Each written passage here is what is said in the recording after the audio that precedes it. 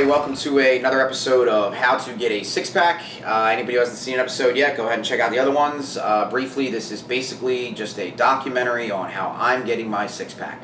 So anyway, I already covered what I'm doing in my diet and my workout, so I just want to talk about supplementation in this one. And I don't think I'm doing a lot of supplementation. Now, that's obviously opinion-based. There are some people who, if you watch this, you may think I'm doing a lot. Others may think it's not a lot.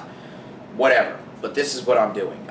Basically, I'm taking fish oil 5 grams a day, so a capsule with each meal. Everybody should be taking fish oil. If you don't believe me, go ahead and do the research. I'll probably do a video on it one day, but check it out. Everyone should be taking fish oil. And then I take a multivitamin every day. That's one that, from what I've been reading more and more that multivitamins may very well be useless.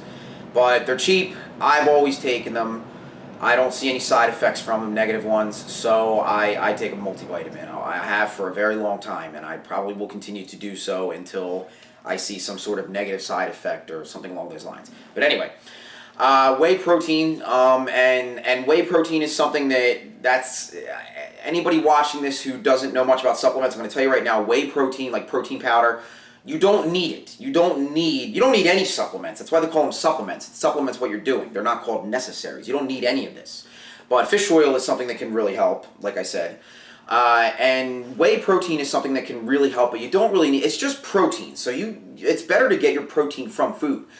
But I like whey protein because I can use it in a lot of different recipes. You can find those recipes on YouTube. You can make lots of different good, tasty things with whey protein. I'll probably do some videos on it. But also, I do like getting a bit of whey protein is a fast digesting protein. I do like getting that right after my workout. Now, I understand that that's a bro science. That's old school thought, thinking that if you don't take in food, calories, protein, etc., right after your workout, like your muscles are going to shrink up and go away. I know that's bro science. That's not how it works anymore. But there's nothing wrong with getting some protein in you immediately after a workout. And I'm cutting right now, and I want to do what I can I want to do everything I can to not have my body burn any muscle, burn any lean mass for fuel. So right after a workout, I like to get some whey protein in. Like a half a scoop literally is all I do. But anyway, trying to keep this moving along. Pre-workout, before my workout, I take a scoop of pre-workout and creatine and BCAAs. Creatine is another one. Everybody should be taking it. You don't believe me? I'll do a video on it eventually, I'm sure. There's plenty of videos out there. Do the research. Everybody should be taking creatine.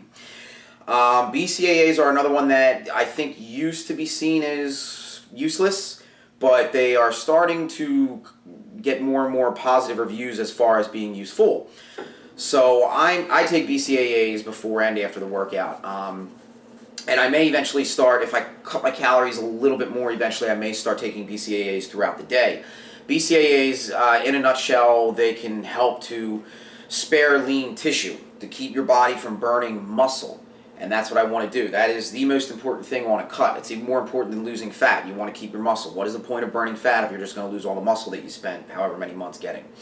So BCAAs do help in that. They are the building blocks of protein. They will help you to keep your lean mass. And then my pre-workout. Pre-workout, that's another one. Nobody needs it. Nobody needs any of these supplements, but no one needs to take a pre-workout to go and work out. But pre-workouts can help you push through a workout, mostly because of the caffeine. Now, there are some other ingredients in pre-workouts that are getting more and more positive reviews as far as their usefulness, like taurine, beta-alanine, citrulline malate. I hope I'm not butchering the names of those. So I like those types of ingredients. But mainly it's the caffeine, and I work all day in construction, so when I get home, it's nice to have a little bit of caffeine to help me push through my workouts. And you can get the same exact result from just drinking some black coffee. But like I said, there are some of those other things in the pre-workouts that I like to have in my supplementation as well. Electrolytes, things like that. And not to mention, sometimes they're pretty tasty. So before my workout, pre-workout, creatine, BCAAs, okay, and then post-workout, creatine and BCAAs again.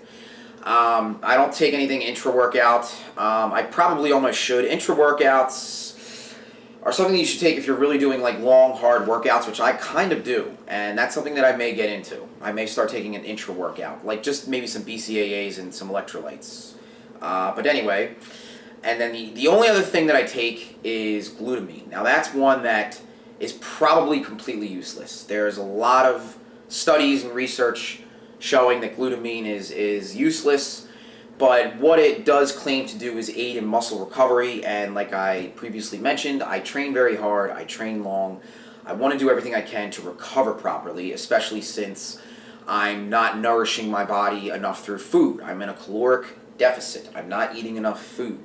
So I need to try to do what I can to recover enough so I don't lose any muscle. And if glutamine can help in any kind of way, I'm all for it. I can get it cheap, so I take it. That's usually one of the biggest factors in that anybody should use in deciding whether or not to take a supplement is first to see if what it claims to do is something you want, and then make sure that there's no negative side effects, and then if it fits within your wallet range, then go ahead and take it.